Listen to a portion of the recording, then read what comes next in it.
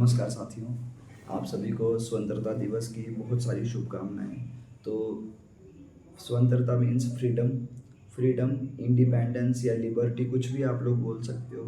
तो इसका मतलब ये है कि जब हम लोग कुछ सोच सकते हैं, बोल सकते हैं या कर सकते हैं बिना किसी एक्सटर्नल कंट्रोल के, तो उसको हम लोग फ्रीडम बोलते हैं या इंडिपेंडेंस बोलते हैं या आज़ादी बोलते हैं। तो देखिए, फ्रीडम बहुत ज़्यादा इम्पोर्टेंट है, इसकी इम्पोर्टेंट है। इस बात की इम्पोर्टेंस आप लोग ऐसे समझ सकते हो कि कुछ लोगों ने अपनी जान तक दे दी फ्रीडम को हासिल करने के लिए।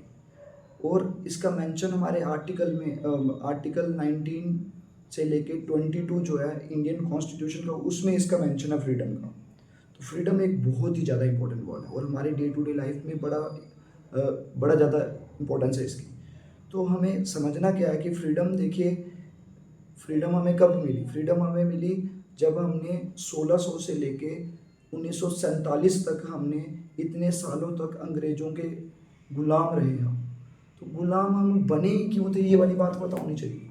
गुलाम हम इसी कारण से बने थे, हम में एजुकेशन की कमी थी। हम अंधविश्वासी हो चुके थे, कल्पनाओं की दुनिया में जी रहे थे, हम कल्पनाओं की दुनिया में जी रहे थे।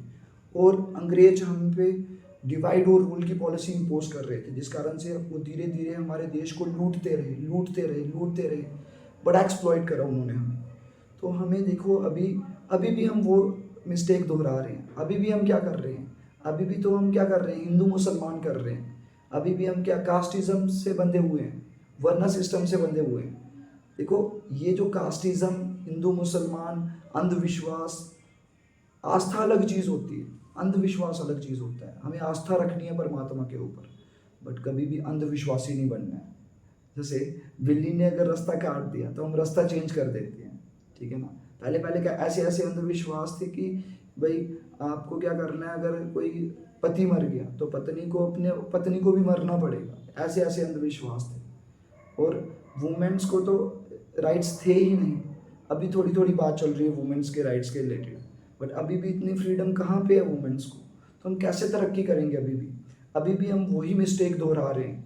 तो हमें चाहिए कि हम क्या करें, हम देखिए, हिंदू मुसलमान छोड़ के हम क्या करें, हम मेन जो इश्यूज हैं उन पर फोकस करें।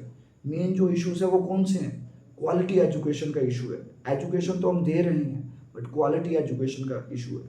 और क्वालिटी हेल्थ केयर का इशू है, इंफ्रास्ट्रक्चर का इशू है। और इसके अलावा हमें अच्छे इंसानों की नीड है। हम देखिए, आजकल की दुनिया में, सोशल मीडिया के ज़माने में दिखावे का ज़माना चल रहा है, दिखावे का ज़माना। तो हमें एक अच्छे इंसानों की नीड है, अच्छे इंसान, करेक्टर वाले इंसानों की नीड है। हमें मॉरल वैल्यूज़ वाले इंसानों की नीड है। हमें इमोशनल इंटेलिजेंट बंदों की नीड है। हमें ऑनेस्ट और ईमानदार लोगों की नीड है।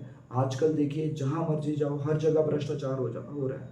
हर जगह दुकानों में जाओ, ऑफिस में जाओ, गवर्नमेंट ऑफिस में जाओ, तो ऐसे ही अगर चलता रहा है तो कैसे हम तरक्की करेंगे?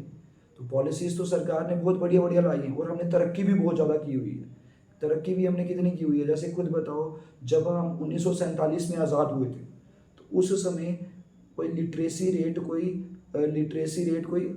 18% के करीब था, 18% के करीब, 18% के करीब। और हमारी जो एवरेज लाइफ एक्सपेक्टेंसी थी वो थी 32 ईयर्स। आज हमने तरक्की तो बहुत ज़्यादा की है, आज हम मून पर भी पहुंच चुके हैं, तरक्की तो हमने बहुत ज़्यादा की है।